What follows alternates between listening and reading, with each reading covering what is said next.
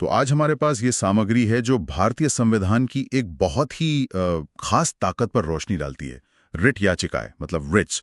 और ये जानकारी हमें मिली है मानवी एजुकेशन एंड कंसल्टेंसी से। आज हमारा इरादा है कि हम इन रिट्स का मतलब समझें, इनका मकसद क्या है, और शायद सबसे ज़रूरी ये कब, कहाँ, किसके खिलाफ इस्तेमाल हो सकती हैं, इसकी तह तक जाएं। क्योंकि ये सिर्फ कानूनी शब्द नहीं है ना, ये तो हमारे अधिकारों की ढाल जैसी हैं। बिल्कुल। और इन ढालों को चलाने की जो शक्ति है वो संविधान के अनुच्छेद 32 के तहत सीधे सुप्रीम कोर्ट और अनुच्छेद 226 के तहत हाई कोर्ट्स को दी गई है। ये सिर्फ कानून नहीं, बल्कि आप कह सकती हैं कि संवैधानिक उपचार के अधिकार की आत्मा है। मतलब मौलिक अधिकारों को असलियत बनाने का एक जरिया। तो फिर देर किस बात की, चलिए इस महत्वपूर्ण विषय की गहराई में उतरते हैं।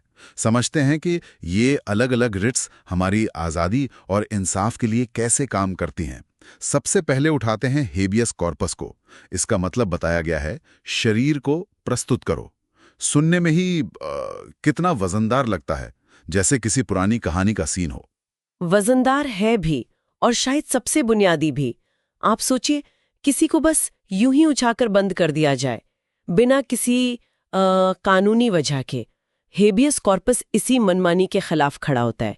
ये असल में अदालत का आदेश है कि भाई जिस व्यक्ति को हिरासत में रखा गया है उसे सामने लाओ, ताकि अदालत खुद देख सके कि उसे कानूनी तौर पर रखा गया है या नहीं। अच्छा, और यहाँ दिलचस्प बात यह है, जैसा हमारे नोट्स में भी है, कि यह सिर्फ पुलिस या सरकारी एजेंसी के खिलाफ नहीं है। जी नहीं। मतलब अगर कोई प्राइवेट व्यक्ति भी किसी को जबरदस्ती कैद कर ले तो उसके खिलाफ भी इस्तेमाल हो सकती है। ये तो काफी व्यापक अधिकार हुआ। स्वतंत्रता का प्रहरी है। देखिए, अनुच्छेद 21 हमें जीवन और व्यक्तिगत स्वतंत्रता का अधिकार देता है ना? हाँ बिल्कुल। और हेबियस कॉर्पस उस अधिकार को जमीनी हकीकत बनाता है। अगर अदालत को लगता है कि हिरासत अवैध है तो वो फौरन रिहाई का हुक्म देती है। ये दिखाता है कि किसी की आजादी से मतलब खिलवाड़ नहीं किया जा सकता। ये सिर्फ एक प्रक्रिया नहीं, बल्कि तानाशाही या मनमानी पर एक सीधी रोक है। तो हेबियस कॉर्पस व्यक्तिगत स्वतंत्रता की रक्षा करता है, खास तौर पर जब किसी को गलत तरीके से बंदी बनाया जाए। लेकिन क्या होता है जब समस्या बंदी बनाने की नहीं, बल्कि किसी सरकारी अधिकारी या संस्था की अपनी जिम्मेदारी न निभाने की हो? बहुत सही सवाल उठाया आपने। यहीं पर हमारी अगली रिट मैंडमस काम आती है।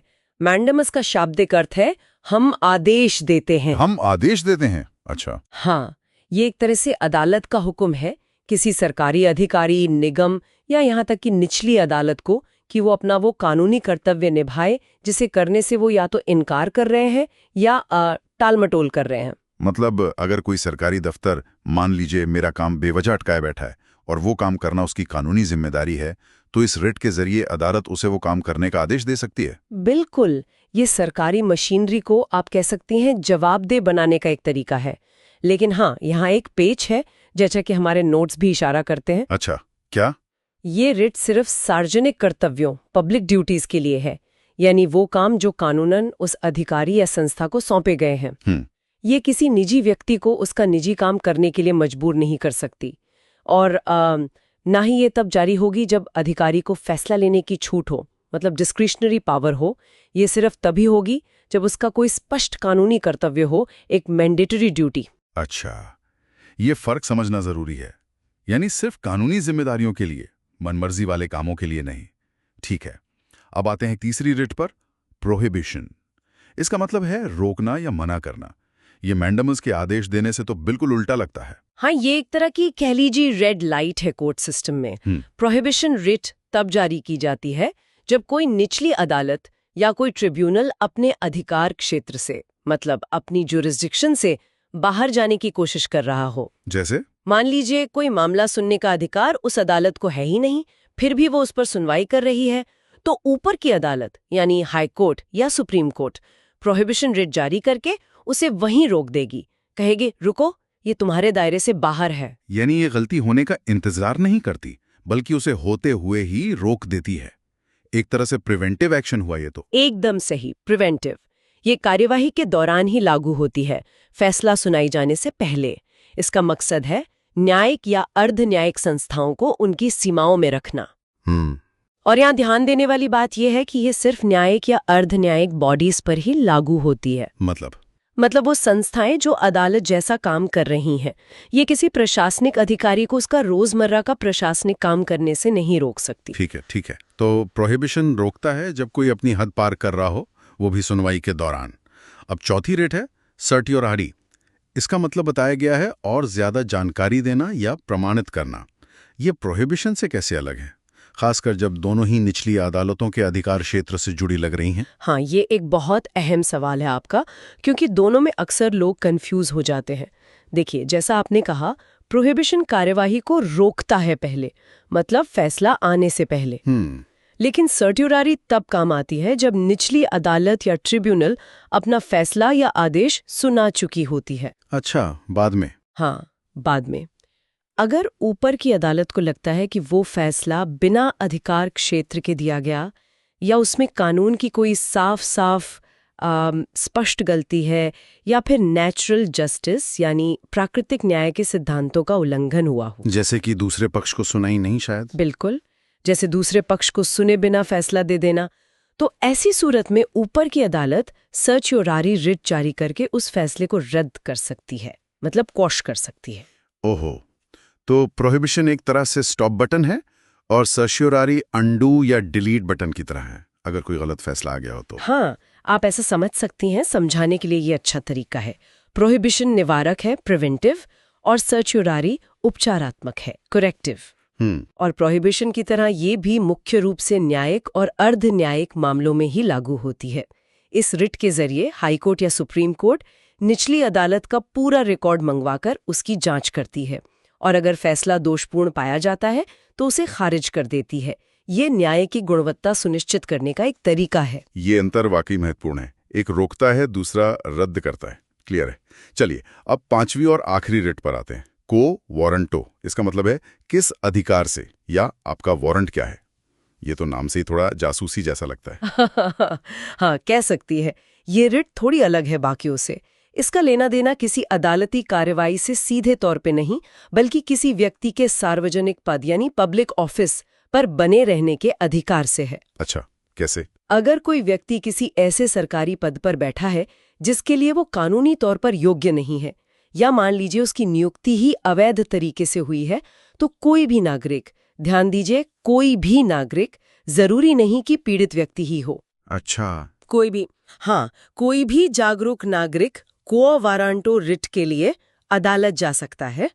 अदालत फिर उस व्यक्ति से पूछती है कि भाई, आप किस अधिकार से इस पद पर हैं, मतलब व्हाट इज योर अथॉरिटी। अरे वाह, तो ये एक तरह से सरकारी पदों पर जो अनाधिकृत कब्जे होते हैं उनको रोकने का तरीका है। जैसे कोई बिना डिग्री के डॉक्टर बन के सरकारी अस्पताल में बैठ जाए, या खैर मंत्री पद शायद अलग मामला हो, पर मतलब ये पक्का करता है कि सही लोग ही सही जगह पर हों। बिल्कुल, ये सार्वजनिक पदों की शुचिता और वैधता बनाए रखने के लिए है।